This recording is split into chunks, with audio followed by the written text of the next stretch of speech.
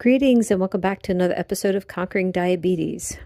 I'm going to put up a picture that I saw in another group and I had to fix a few things. So following along then. Number 1, it is true that sugar does not cause diabetes. We all know people who can eat whatever they want and they never develop diabetes. Type 1 and 1.5 is caused by autoimmune.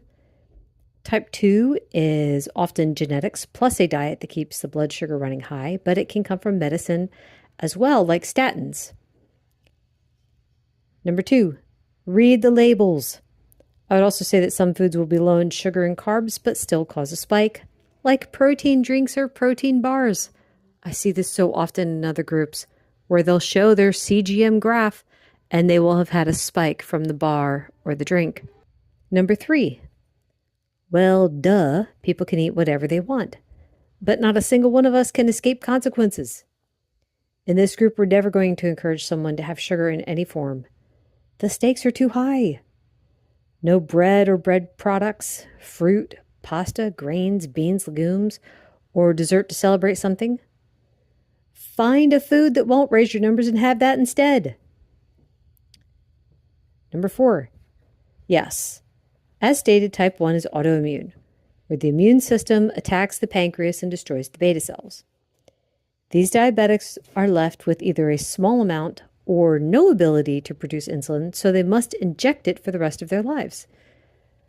Type 1.5 is similar, but it's slower, and I believe it tends to happen later in life. Number 5, this is also correct. The cells cannot accept more insulin because they are stuffed. The pancreas has to work overtime to make enough insulin to force the cells to accept it. Some type 2 diabetics are also on insulin, as my mom was, either because their pancreas just can't give anymore. This does not make them type 1, or they need extra insulin to force the cells to take up the glucose.